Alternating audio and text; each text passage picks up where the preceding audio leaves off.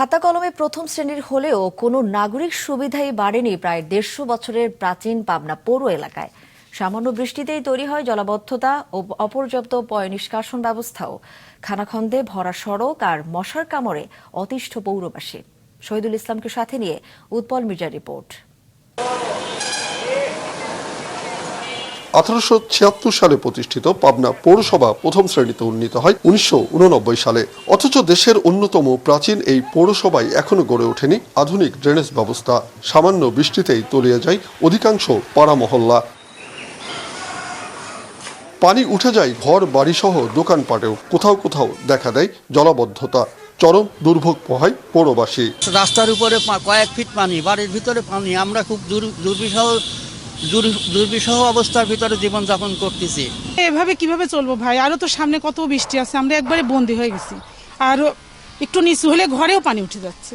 আমাদের বাসায়ও পানি উঠে গেছে, এখন আমাদের স্কুলে যাতায়াতের সমস্যা হয়। এটি পাবনা পৌরসভার গুরুত্বপূর্ণ সড়ক হাসপাতাল রোড।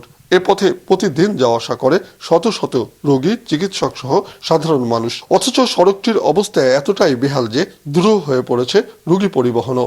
গাড়িগুলা উল্টায় যাচ্ছে, আর ডেলিভারি রোগী গেলে পারে ওই রাস্তাতেই ডেলিভারি হওয়ার সম্ভাবনা হয়ে যাচ্ছে। ইমার্জেন্সি যে রুগীগুলি আসে, সে রুগীগুলি আসতে খুব কষ্ট হয় তাদের। মনে হয় তারা যেন এখানে হচ্ছে মরার মতো অবস্থা হয়। এছাড়া পৌর এলাকার অধিকাংশ রাস্তায় অপ্রশস্ত আর খানাখন্দে ভরা। গাড়ি ঘোড়া চলাচল বন্ধ হয়ে গেছে, ইঞ্জিন মিঞ্জিন সব ডুবে যায়। পাবনার যে পুরো রাস্তাগুলো একেবারে অকার্যীয় এবং ড্রেনের ব্যবস্থা নাই। অধিকাংশ মহল্লায় ডাস্টবিন না থাকায় যেখানে সেখানে ময়লা আর আবর্জনার স্তূপ দূষিত করেছে পরিবেশ। ফলে মশার ভয়াবহ উপদ্রবে অতিষ্ঠ পৌরবাসী। এই রাস্তায় দেখেন আপনারা, মানুষ চলাচলের কোনো অনুপযোগী হয়ে গেছে। লোকজন হাঁটা চলাফেরা করতে পারে না, দুর্গন্ধের সৃষ্টি হয় ডাস্টবিনের কারণে। এত মশা মাছি।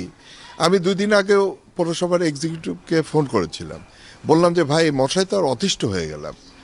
তো বললো দেখি কি করা যায়। এই দেখি অবস্থা। আজ পর্যন্ত উঁচু করে নাই, ড্রেন পরিষ্কার করে না। পৌরসভার লোকজনকে বারবার টাকাটা দেওয়া হয়েছে, বারবার আমরা গেছি, তারা আসে একটু অল্প একটু সাফ করে চলে যায়, সে ময়লাগুলো নিয়ে যায় না। পৌরসভার এসব সংকট নিরসনের আশ্বাস দিলেন পৌর প্রশাসক। এমপি স্যার একটা মাস্টার প্ল্যান করতে বলেছেন, আমরা সেই কাজটা করছি। আধুনিক পৌরসভা হিসাবে কিভাবে গড়ে তোলা যায়, জনদুর্ভোগ লাগাবে মাননীয় সংসদ সদস্য মহোদয়ের পরামর্শক্রমে আমরা সে বিষয়ে কাজ করছি। শুধু খাতা কলমেই নয়, সত্যিকারের নাগরিক সুবিধা নিশ্চিত করার দাবি পৌরবাসীর। উৎপল মির্জা, মাছরাঙা সংবাদ, পাবনা।